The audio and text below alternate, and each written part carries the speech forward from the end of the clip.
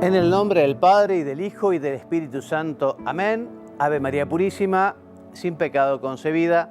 Queridos amigos de la tele, nuevamente juntos con nuestros temas de fe católica. Estamos tratando la celebración del misterio cristiano, que es la segunda parte del catecismo de la Iglesia Católica. Comenzamos hablando de qué es la liturgia, y luego comenzamos con los sacramentos. Los últimos dos programas hablamos del bautismo, y hoy hablaremos del sacramento de la confirmación, que también es un sacramento de la iniciación cristiana, junto con el bautismo y la Eucaristía. Su recepción es necesaria para la plenitud de la gracia bautismal. Justamente uno de sus nombres, confirmación, significa esto mismo. Aquello que quizá nuestros padres y padrinos cuando éramos niños se comprometieron, después ya uno responsablemente, más maduramente, asume ese compromiso bautismal y recibe al Espíritu Santo en este bendito sacramento. Entonces, este sacramento nos une más íntimamente a la Iglesia y enriquece con una fortaleza especial del Espíritu Santo, que nos convierte en soldados de Cristo, que ya, digamos, nos invita a esa madurez cristiana como para poder llevar el Evangelio, para poder realizar esta misión, para poder vivir nuestra vocación. Y así los confirmados se comprometen como auténticos testigos de Cristo a extender y defender la fe con sus palabras y con sus obras, ¿no? Veamos un poquito la confirmación en la economía de la salvación, o sea, en la historia de la salvación. Bueno, para empezar decimos que ya en el Antiguo Testamento los profetas anunciaron que el Espíritu del Señor reposaría sobre el Mesías esperado, ¿no?, para realizar su misión salvífica. Cuando Jesucristo se bautiza de manos de Juan el Bautista en el río Jordán, Él se manifiesta así, la Trinidad en ese momento, porque se escucha al Padre, se ve al Espíritu Santo, y Jesús justamente lo que hace con su bautismo es ya preparar lo que será el sacramento de la nueva alianza, ¿no? Entonces, en ese momento, o sea, en repetidas veces, Cristo prometió esta efusión del Espíritu Santo, ¿no? Primero, el día de la Pascua, ya por la tardecita, por la noche, cuando se reúnen en el cenáculo, ¿no?, que reciban al Espíritu Santo y les da el poder de perdonar los pecados, y especialmente el día de Pentecostés. Recuerden ustedes cómo Jesús hablaba de la necesidad de marcharse, Él tenía que volver al Padre para enviar al nuevo, digamos, enviado, ¿no?, al deseado, al Espíritu Santo, ¿no? Entonces es necesario que yo me vaya, y ya justamente los invitaba a prepararse para recibir al Paráclito, ¿no?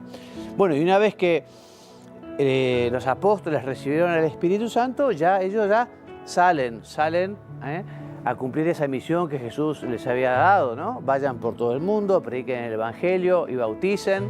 Y estos hombres que habían sido tan temerosos de los fariseos, de los sacerdotes, ahora no tienen miedo a nada, no tienen miedo a nadie, ¿no?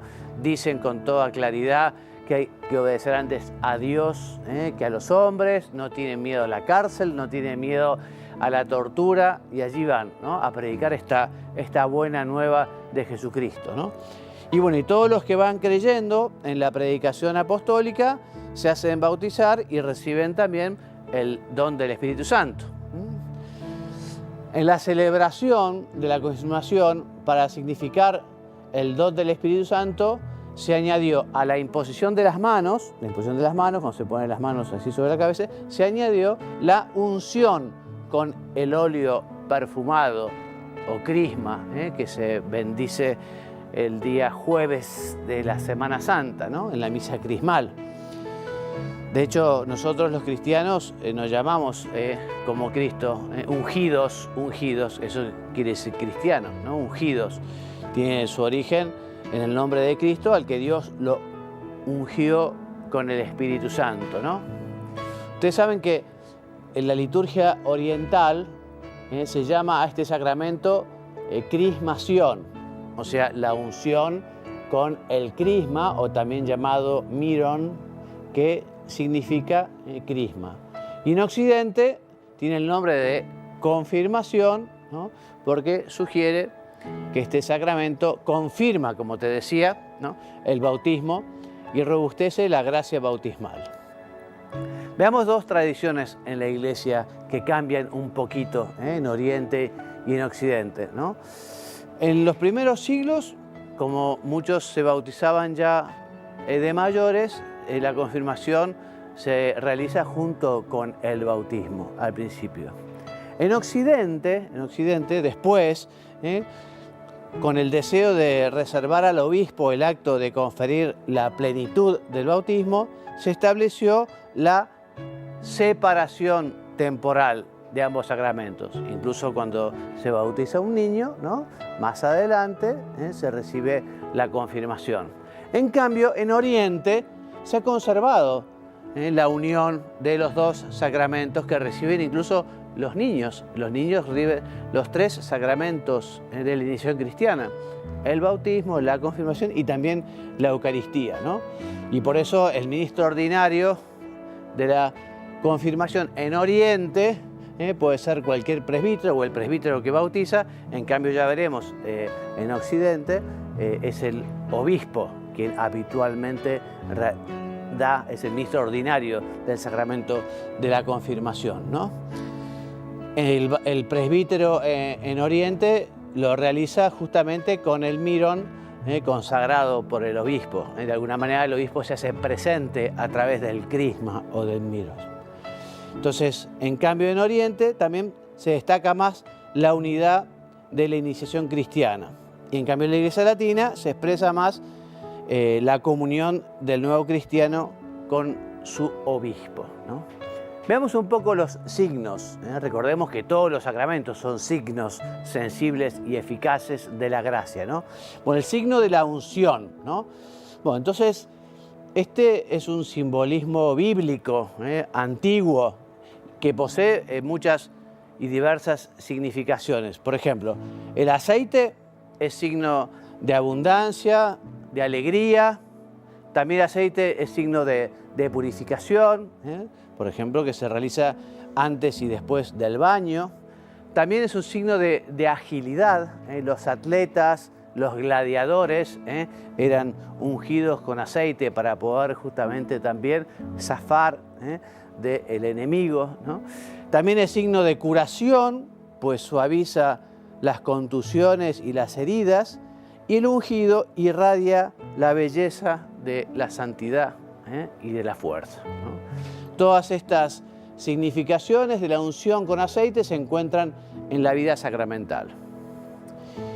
La unción, entonces, antes del bautismo con el óleo de los catecúmenos, significa purificación y fortaleza. Recordemos, en la misa crismal, el obispo consagra o bendice tres tipos de aceite u óleo, ¿no? El óleo de los catecúmenos, ¿no?, el santo crisma, y el óleo de los enfermos. Entonces, tanto la unción del bautismo como la unción de los enfermos, como la unción del santo crisma, tienen su significado. El santo crisma es signo de consagración, te decía, ¿no? Después del bautismo, en la confirmación y también en la ordenación sacerdotal. Bueno, por la confirmación, quienes fueron ungidos, ¿no?, participan más plenamente en la misión de Jesucristo. Recordamos que tres son los sacramentos que imprimen carácter, ese sello, ¿no?, indeleble para siempre, ¿no? El bautismo, la confirmación y el orden. Y ese sello está estrechamente vinculado a esa vocación misionera, a esa unión con Cristo sacerdote, ¿no? Por eso, por medio de esta unción, la confirmación recibe la marca, el sello del Espíritu Santo, ¿no? Este sello que es símbolo de autoridad o de pertenencia, ¿no? Por ejemplo, no sé, los funcionarios utilizan un sello cuando tienen que firmar un documento y allí va su firma con su sello. Antiguamente, a los soldados incluso se les ponía un sello, o a los esclavos, ¿no?, para manifestar la pertenencia, ¿no?, a ese ejército o a ese señor que era el dueño del esclavo, ¿no? Es una manera de autentificar por medio de un acto jurídico, un documento. Cristo mismo se declara marcado por el sello de su Padre, ¿no? Y este sello del Espíritu Santo marca esa pertenencia total a Cristo, la puesta a su servicio para siempre, y también la promesa de esa protección por parte de Dios, ¿no? Veamos un poquito cómo es la celebración, lo más importante de la celebración del sacramento de la confirmación. Entonces, como te decía, el Jueves Santo por la mañana en la misa crismal se consagra el Santo Crisma, ¿no? Si se necesitara, digamos, alguna vez confirmar, por ejemplo, en caso de necesidad, en caso de peligro de muerte, que lo pueda hacer cualquier sacerdote, y no tiene el crisma bendecido el Jueves Santo, cualquier aceite vegetal puede ser bendecido y utilizado como crisma, Entonces, en las iglesias de Oriente esta consagración está reservada al patriarca. Y cuando la confirmación se celebra separadamente del bautismo, como en el rito romano, la liturgia del sacramento comienza con la renovación de las promesas bautismales. No sé si ustedes habrán estado alguna vez en alguna confirmación o en algún bautismo, incluso también a veces en el matrimonio, esa renovación de las promesas bautismales y esa profesión de fe en la que manifestamos lo que creemos y rezamos el credo, ¿no? Bueno, así aparece claramente que la confirmación constituye una prolongación del bautismo. Si se tratara de un adulto que se bautiza, bueno, en ese rito recibirá, además del bautismo, recibirá también la confirmación y la Eucaristía. Pero en el rito romano, el obispo extiende las manos sobre todos los confirmandos, gesto que desde el tiempo de los apóstoles es el signo del don del Espíritu Santo, ¿no? Esa, la imposición de manos, ¿no? Y el obispo invoca así al Espíritu Santo y dice: Dios Todopoderoso, Padre de nuestro Jesucristo, que regeneraste por el agua y el Espíritu Santo a estos siervos tuyos y los libraste del pecado, escucha nuestra oración y envía sobre ellos el Espíritu Santo Paráclito.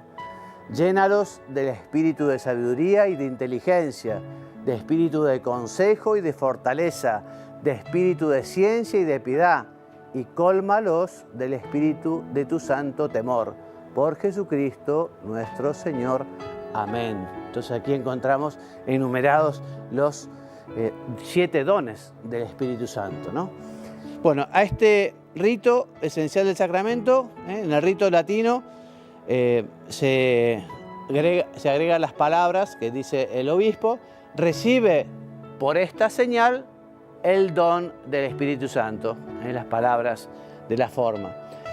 Y en las iglesias orientales, la oración del mirón se hace después de una oración de epíclesis, ¿no?, como la que leímos recién, y sobre las partes más significativas del cuerpo, como la frente, los ojos, la nariz, los oídos, los labios, el pecho, la espalda, las manos y los pies. Y en cada unción se dice la fórmula: sello del don que es el Espíritu Santo. Luego, en la liturgia oriental, se da el beso de la paz, con el que se concluye el rito del sacramento, que significa justamente y manifiesta la comunión eclesial con el obispo y todos los fieles. Vamos un poquito los efectos de la confirmación, pero antes de que se los cuente yo cómo lo dice el Catecismo de la Iglesia Católica, vamos a escuchar a Monseñor Munilla, que nos habla de los efectos de la confirmación según las enseñanzas del compendio del Catecismo. Adelante. Número 268. ¿Cuál es el efecto de la confirmación? El efecto de la confirmación es la especial efusión del Espíritu Santo, tal como sucedió en Pentecostés. Esta efusión imprime en el alma un carácter indeleble y otorga un crecimiento de la gracia bautismal, arraiga más profundamente la filiación divina, une más fuertemente con Cristo y con su Iglesia, fortalece en el alma los dones del Espíritu Santo, concede una fuerza especial para dar testimonio de la fe cristiana. Por lo tanto, el referente del sacramento de la confirmación es Pentecostés. Es Pentecostés, es pedir el don del Espíritu, ¿no? Y eso que supone, pues supone si nos abrimos a acogerlo, supone un cambio sustancial en nuestras vidas. Fijaros cómo dice el texto en el que se narra el episodio de Pentecostés, que estaban los apóstoles en una casa con las puertas cerradas por miedo a los judíos. En esto se escuchó un ruido y aquellos que eran unos timoratos, que estaban llenos de miedos, que se escondían, pasaron a ser apóstoles, ¿no? Y pasaron a predicar y pasaron a decir en Hechos de los Apóstoles: mirad, si nos tenéis que meter en la cárcel, iremos, y si me tenéis que azotar, me azotaréis, pero yo no puedo, por menos de predicar y de anunciar al mundo movido por el Espíritu Santo. Ahí hubo un cambio determinante en la vida de aquellos hombres, ¿no? Tal fue el efecto que el don del Espíritu les dio a ellos. Esa transformación tan grande que se produjo, ¿no?, en los apóstoles debe de acontecer en nosotros. Supone también una iglesia en salida, que tantas veces el Papa Francisco ha utilizado esa expresión de iglesia en salida. Está especialmente, ¿no?, visualizado en el episodio de Pentecostés, cuando aquellos apóstoles, pues, comienzan, ¿no?, la vida de la iglesia predicando, expandiendo el Evangelio. No olvidemos que este sacramento de la confirmación, al igual que el del bautismo y el sacramento del orden, son los tres sacramentos que son irrepetibles, solamente se pueden recibir una vez. ¿Por qué? Porque tienen un sello indeleble. Una vez que uno los ha recibido para siempre. Tienen un sello indeleble, a diferencia de los demás sacramentos que pueden repetirse. También el del matrimonio puede repetirse, porque una persona puede enviudar y volver a casarse, ¿no? Bien, sobre todo, el efecto principal del sacramento de la confirmación es el crecimiento de la gracia bautismal. Como ya pude decir en alguno de los puntos anteriores, la gracia bautismal está llamada a estar siempre en crecimiento. Siempre en crecimiento. ¿Qué diríamos de un niño que nace y no coge peso, no va cogiendo peso? Un niño cuando nace es muy frecuente, va al médico, mire, ha ganado tanto peso, vuelve ahí dentro de unos meses, está cogiendo bien peso, está creciendo, es lo normal, ¿no? Bueno, pues por eso el sacramento de la confirmación viene a dar la gracia para que el crecimiento en nuestra vida sea continuo. Dice también que además del crecimiento de la gracia bautismal, arraiga la filiación divina, la va arraigando. Porque fijaros, aquí hay una cosa que es curiosa, que la filiación, o sea, nuestra ligación natural con nuestros padres, obviamente va teniendo pues una especie de deriva decreciente. El nivel de dependencia que tiene un bebé de sus padres pues va decreciendo, ¿no? Cuando tenga 16 años no tiene tanta dependencia, cuando ya sea mayor de edad pues se independiza. O sea que la filiación humana va de más a menos, en su vínculo, en su grado de dependencia. Pero la filiación divina es al revés, va de menos a más. Cada vez somos hijos más unidos a Dios. En la medida en que vamos creciendo en gracia, nuestra unión con Dios cada vez es más intensa. Es a la inversa de lo que ocurre, ¿no?, en la filiación natural. La filiación sobrenatural va increciendo. Por eso dice que una consecuencia del sacramento de la confirmación es arraigar más la filiación divina. Cada vez somos más hijos dependientes plenamente del Padre, hasta que lleguemos a la vida eterna, ¿no? Y entonces en ella vivamos plenamente unidos, ¿no?, como en Cristo al Padre. Dice también que otro efecto de este sacramento es que nos une más con Cristo. Como un San Pablo, ¿no?, que dice, ya no soy yo el que vive, es Cristo quien vive en mí. Pero eso posiblemente San Pablo no lo pudo decir desde el primer momento. Fijaros que dice, ya no soy yo, es que según va avanzando la vida también llena del don del Espíritu se va cristificando. Nos vamos cristificando según crecemos en gracia. Y llega un momento en el que San Pablo dice, bueno, yo ya no soy yo el que vive, ya es Cristo quien vive en mí. O acordaros de ese pasaje que Jesús le dice a Pedro, Pedro, cuando eras joven tú mismo te ceñías, ibas a donde querías, pero ahora cuando seas viejo, otro te ceñirá. Es decir, que hay como una plenitud de identificación con Cristo en la madurez de la vida, porque ha ido creciendo en gracia. Ese es un don que quiere dar el sacramento de la confirmación. Y estamos más unidos no solo con Cristo, sino con su Iglesia. Esto es muy obvio, o sea, es muy visible, ¿no? O sea, estamos más integrados en la Iglesia. No somos, como podríamos decir, pues, clientes, no tenemos una relación clientelar con la Iglesia. No. Somos miembros vivos, somos apóstoles de la Iglesia. Y eso el sacramento de la confirmación lo visualiza especialmente, ¿no?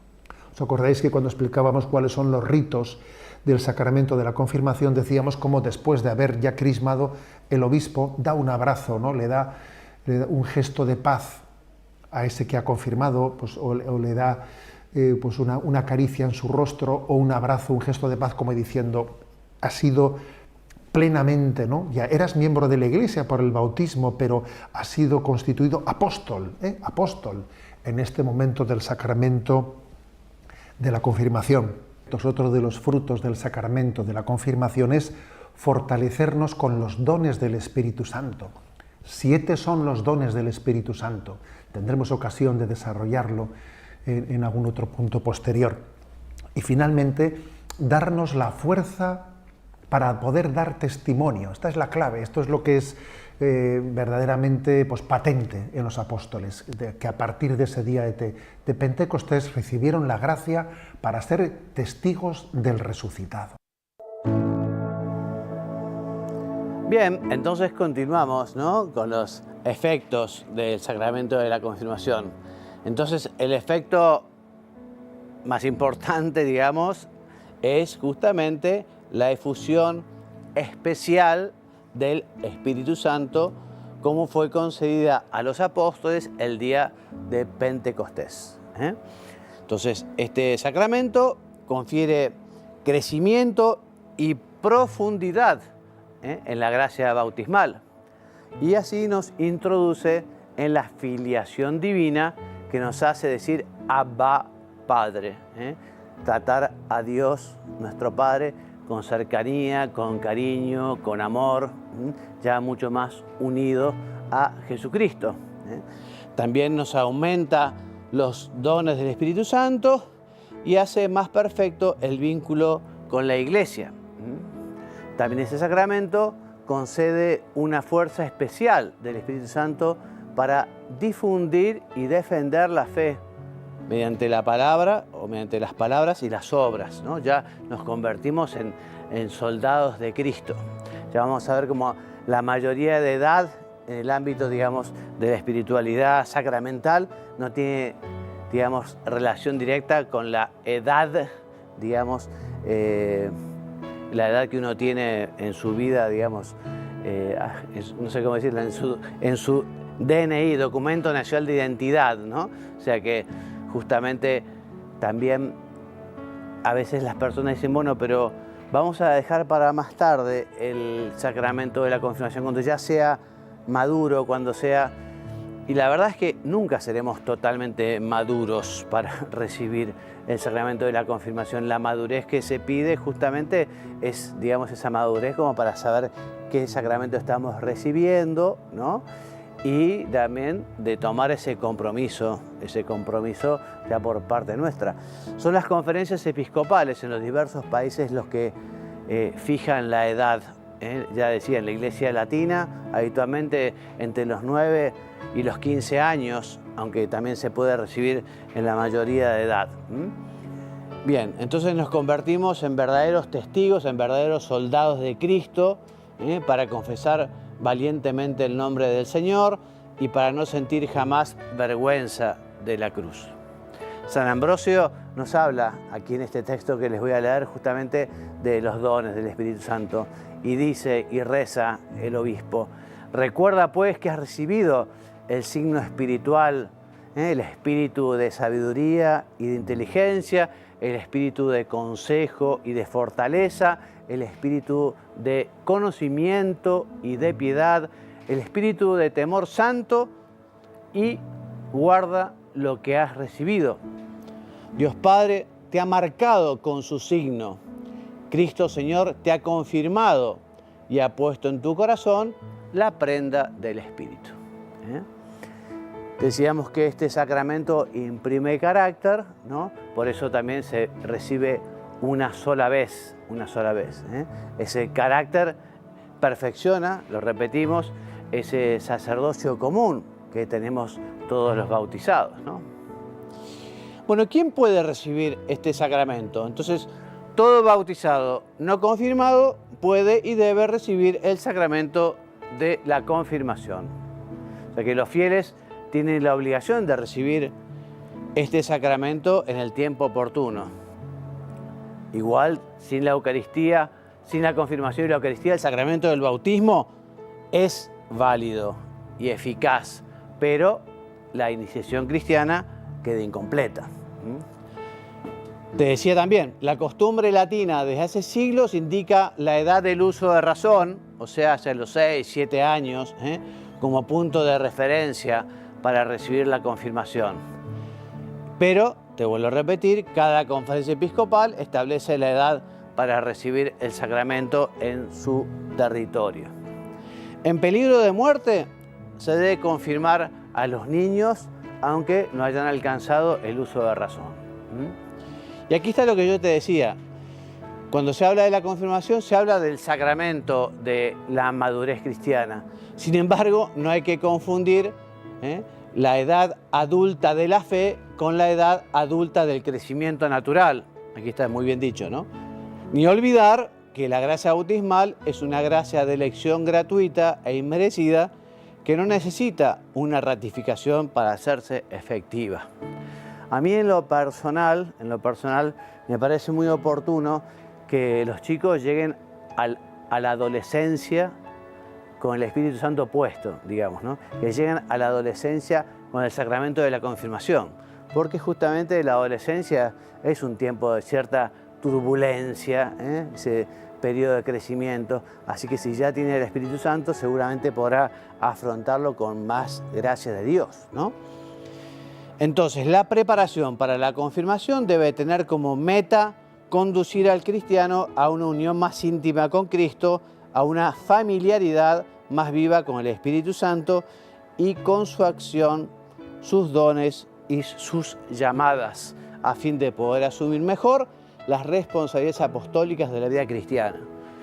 Por eso es muy lindo esto de renovar con frecuencia, incluso uno lo puede hacer por piedad cuando hace su oración personal, renovar los compromisos bautismales. Recordemos que el bautismo y la confirmación también, además de ciertos derechos, también nos genera ciertas responsabilidades, ¿no? La responsabilidad justamente de vivir la vocación y de vivir la misión que Jesucristo nos ha dado. Para recibir este sacramento es preciso hallarse en estado de gracia, o sea, no tener ningún pecado grave, ningún pecado mortal. Por eso lo lógico sería también acudir al sacramento de la penitencia o el sacramento de la reconciliación para estar purificado y para estar con el alma bien limpia y bien preparada, ¿no? También hay que prepararse con una oración más intensa para recibir con docilidad y disponibilidad la fuerza y las gracias del Espíritu Santo, ¿no?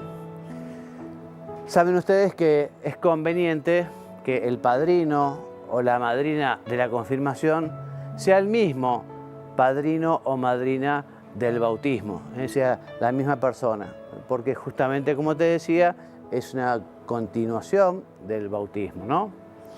Respecto de los ministros, ya algo te decía de que varía en el rito oriental o en el rito latino, ¿no? Entonces, en la liturgia romana, la liturgia latina, el ministro originario de la confirmación es el obispo.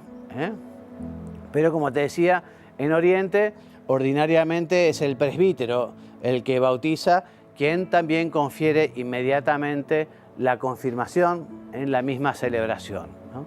Y lo hace con el Santo Crisma o el mirón consagrado por el patriarca o el obispo y así se expresa la unidad apostólica de la Iglesia. En la Iglesia latina se aplica la misma disciplina con los adultos y con los que son recibidos o admitidos a la plena comunión en la Iglesia latina, ¿no?